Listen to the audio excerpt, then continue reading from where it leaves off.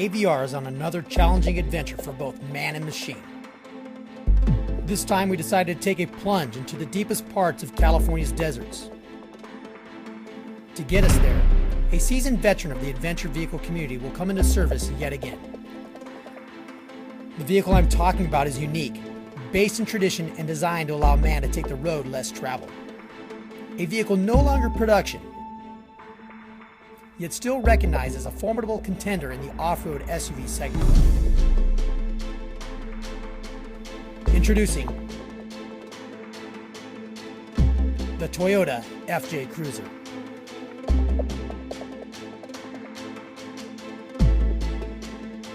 Good morning, and welcome to the Canyon.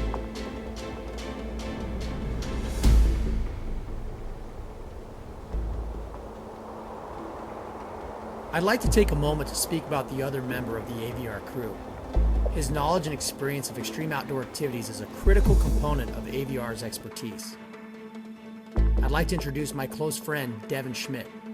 Our friendship goes back many years to when we met in the military. Devin leads an extreme lifestyle that drives him to conquer the tallest mountains, the darkest canyons, the clearest skies, and the most vibrant oceans. To me, Devin is the ideal adventure enthusiast.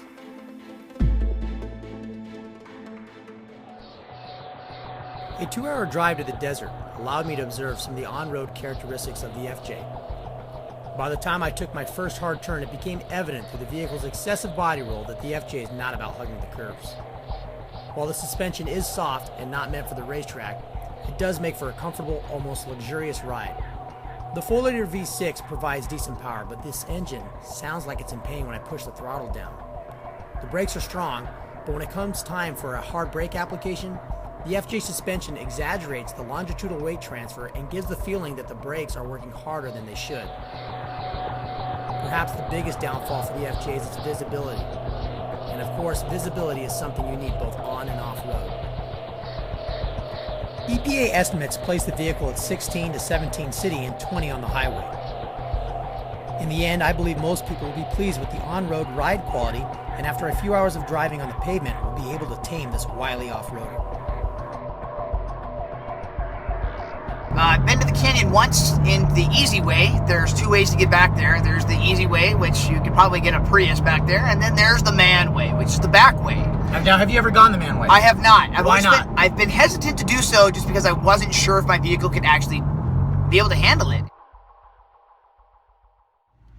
It's kind of rutted out, so get the FJ a little twisted up, see what it's all about. Pretty good decline for sure. Now this FJ Cruiser doesn't have the hill descent control. So it's gonna be all about the brakes, keeping this thing in very low gear and taking our time, going nice and slow. Whoa! Yeah, you need to move, buddy. That's my cameraman, he's gotta go. I freaking kill him.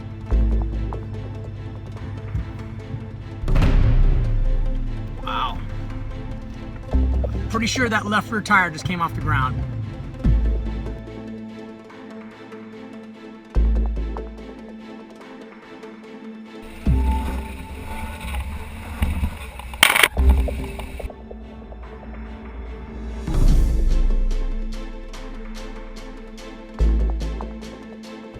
But I can tell you, I feel pretty confident with this. Even still, the vehicle feels very strong and solid. Body on frame, just like a true off-roader should be. It's pretty steep up here on the left, huh, Devin? Yeah. Okay, we're about to go down on the front left here. Dude, it just drops off. This is very steep. I know. You've already been bouncing around this thing pretty good. I almost got knocked out by a bunch of crap already. All right, here we go. Gonna go down this very steep drop on the left here. You see all sky behind me. Hopefully this crap doesn't come here. No hill descent control, so this is all brakes. This freaking seatbelt.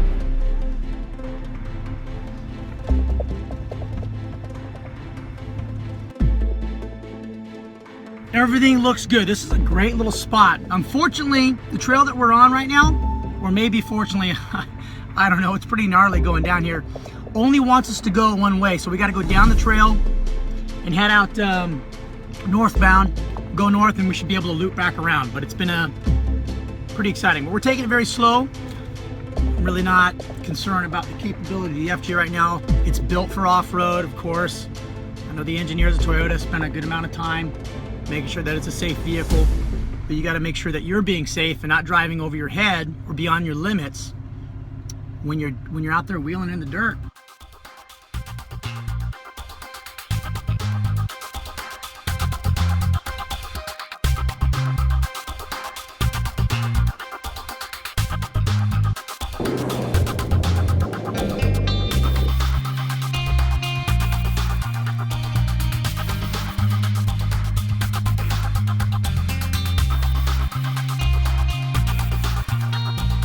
All right, so we just got done moving around the desert pretty fast, and the FJ, the suspension, the Bilstein shocks, the whole suspension's off-road tuned. It's ready to go pretty much out of the box, and it was a blast. Would you say so? I think it did very well. I think the AR independent suspension, as opposed to a solid front axle suspension, really made a difference. Absolutely. Coming from one of those pickup trucks. So this thing handles those wash rack bumps that everyone comes across. They suck. This thing just happens to just glide right over. That's them. right. You feel very planted, very confident in the vehicle. But it gets me mad. The stinking traction control. You press the off button, and then as soon as I want to crank the wheel and get this thing sideways and do a little rotation with the vehicle, nope, it says, that's too much fun. We'll back it off a little bit. But in the end, at speed, very impressed. 2 thumbs up. So here we go. It's going to start slotting up. Looks like we're going to get into this Kisum Canyon range. Let's see what we got. I'm excited. Let's go.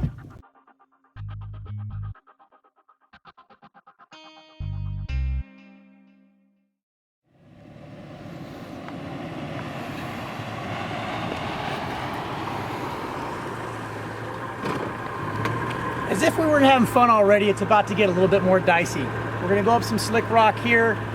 The elevation's going to change up a little bit. The wheels are going to get off balance, and we're going to start to lose traction for the simple fact that one of these tires is going to come off the ground.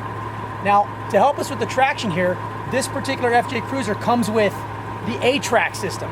Now, A-Track, people have pros and cons about it. They say good things about it, they say bad things about it, but I'll let you decide whether you like it or not. And so it's a type of limited slip differential, and it's just a way that the Toyota developers came up with it. It's something unique to Toyota, so let's see how it works. Okay, again, no A-Track, no rear locking diff.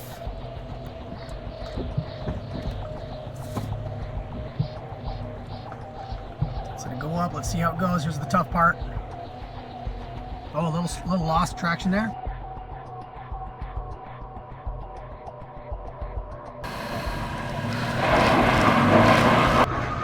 This is important. We hear that?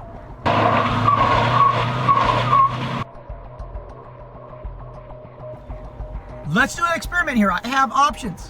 I'm already in 4-wheel low, so let's put it in A-Track and see what that does. Remember, whatever tire's spinning and has loss of traction is supposed to apply brakes there and send the torque to the other axle and to the other tire and onto the ground. So let's see what this does. It's already on A-Track. A-Track's lit up on the dash, and we'll give it a whirl. That's incredible. Oh my God, that was cool.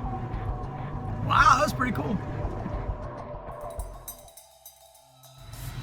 This next piece of terrain we're going through is pretty tight. It's a canyon. It gets narrower and narrower as you go further and further into it. So what this is really going to kind of demonstrate is the nimbleness of the FJ and its ability, its turning radius, its visibility. As I look out some of these smaller windows, it's a little bit impacted because the visibility really isn't all that great. The best visibility I got is out of this giant driver's side window and the other giant passenger side window, but beyond that, towards the rear, it's not all that great. As we ventured further, I realized that of all the people in the park, we had the only vehicle capable of making it down and into the canyon. What a cool way to explore. This just shows another benefit of having an adventure-based vehicle. I must also mention how impressive this trail is. The towering walls make you feel small, and they really demonstrate the natural grandeur and beauty of this unique landscape.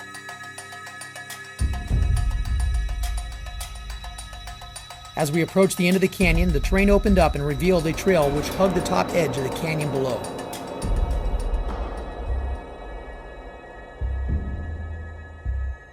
From here, we decided to set up camp and await an epic sunrise.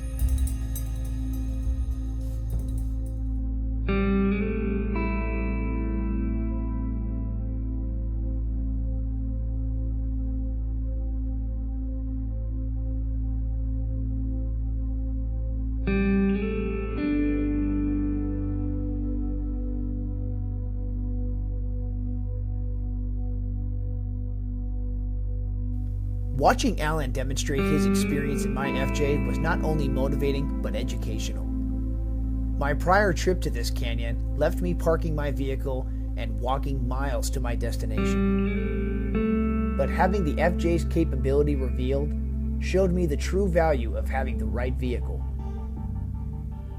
The FJ not only allowed us to pass the standard visitor parking area, it allowed us to find the perfect drop-in point for our rappel. Here, myself and Alan hooked up to the FJ and took a more adventurous path into the canyon.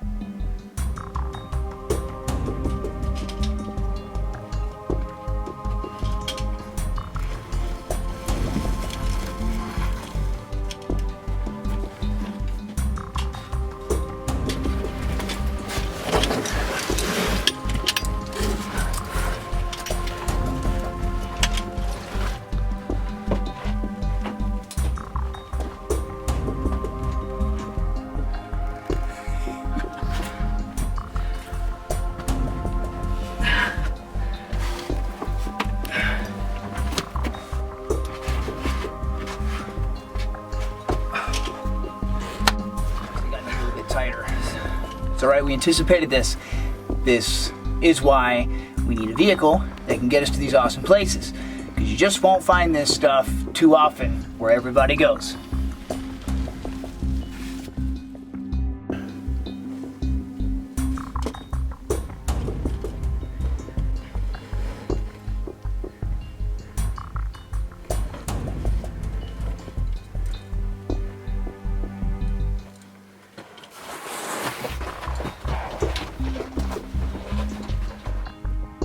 Now, a lot of times when we got to get to where we're going, we got to use a technique called stemming, which is essentially using your body to wedge in between both walls of the canyon in an effort to maintain control, and in this case, to stay up off the ground, because we're going up into a crevice that's so narrow and so distorted, we don't want to touch the ground because we need to go up. So we're trying to go at a kind of an angle.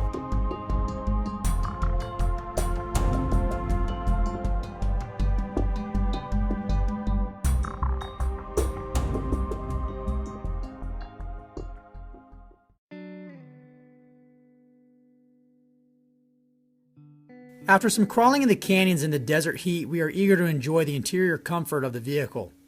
In a word, the theme of the FJ's interior is adventure. One of my favorite aspects of the interior is how easy it is to clean up. Whether you've been playing in the dirt all day or if you have kids bring their goop into your FJ, it's no big deal. The dials are big and easy to use, and the inclinometer and compass display are cool and useful add-ons that hint at what this vehicle was designed to do. As this FJ is a few years old now, I can feel a bar pressing through the cushion in my lower back while I sit in the driver's seat. Speaking of its age, I must say that for the most part, this FJ still looks and feels new. The FJ can accommodate 4 adults comfortably. However, the suicide doors make it difficult for the rear passengers to enter and exit the vehicle. The rear cargo area has a durable, almost industrial feel. It's versatile too. with D-rings for attaching gear and small cargo compartments on the side for other miscellaneous items. Additionally, you can see it had no problems storing all of the gear for this adventure.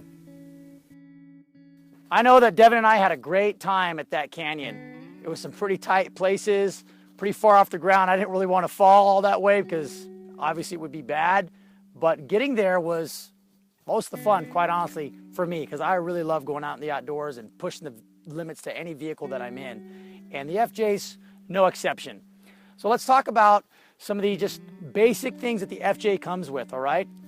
It has a 4-liter V6. It makes about 260 horsepower, 271 foot-pounds of torque. This particular FJ Cruiser has a 5-speed automatic transmission, but there's an option for a 6-speed manual transmission.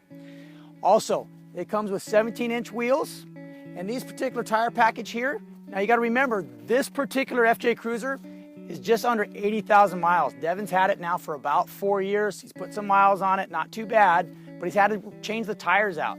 So now he's sporting Toyo open country tires, and I gotta tell you, they've been fantastic.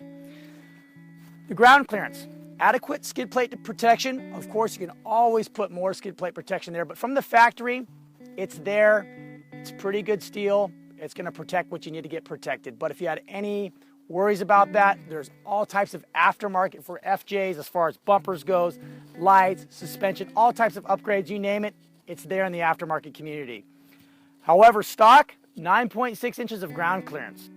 Important consideration for any off-road vehicle, any adventure-based vehicle that you get, is to take a look at its approach and departure angles. For this one, sitting on the stock 265 by 70 tires and the suspension package, it's going to come with 34-degree approach angle in the front and 31 for its departure angle.